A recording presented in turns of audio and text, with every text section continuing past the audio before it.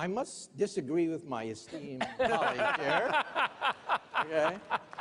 First of all, let me say that science is the engine of prosperity.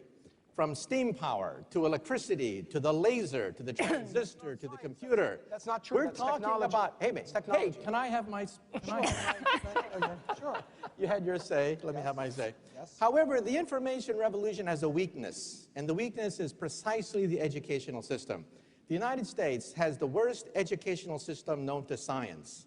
Our graduates compete regularly at the level of third world countries. So how come the scientific establishment of the United States doesn't collapse?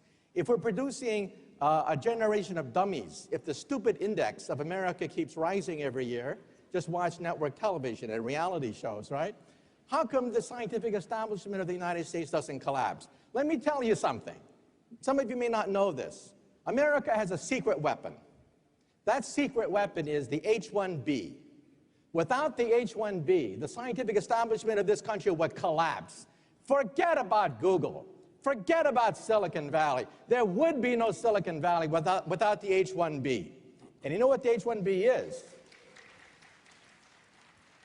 It's the genius visa, okay? You realize that in the United States, 50% of all PhD candidates are foreign-born. At my system, one of the biggest in the United States, 100% of the PhD candidates are foreign-born. The United States is a magnet sucking up all the brains of the world, but now the brains are going back. Right. They're going back to China. They're going back to India. And people are saying, oh my God, there's a Silicon Valley in India now. Oh my God, there's a Silicon Valley in China. Duh. Where did it come from? It came from the United States. So don't tell me that science isn't the engine of prosperity. You remove the H-1B visa and you collapse the economy. In Wall Street Journal, editorialized against a congressman who wanted to ban the H-1B, saying they'll take jobs away from the American people.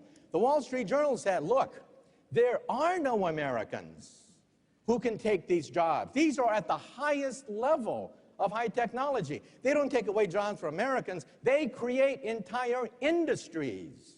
And so that's why we have an Achilles heel, and that's the educational system. And again, sociology majors are not necessarily going to be the ones determining the future of Silicon Valley, but physicists, engineers, we need more of them, not less. The irony is,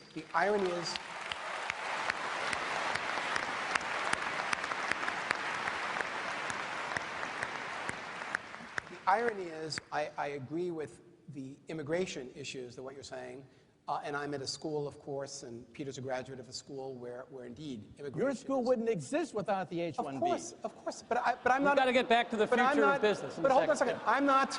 No. I'm not arguing against an H-1B. I completely agree with this issue, and the point on the future of business that he's making, which is very, very important, is the nature of human capital. What is misunderstood here is, again, how poorly run schools are. MIT is a notable exception in this regard. His school is not, because what happens is they run in these introductory science and engineering classes at Illinois and Wisconsin and Michigan. They run freshman and sophomore years as flunk-out operations. They run it as a boot camp, and then people are surprised that people don't take science, that they don't take the STEM courses. The point that I'm trying to make, which I think is an important one in this regard, is that the way educational systems are set up right now is that we have distorted incentives that undermine the ability for America to have a homegrown science and technology center.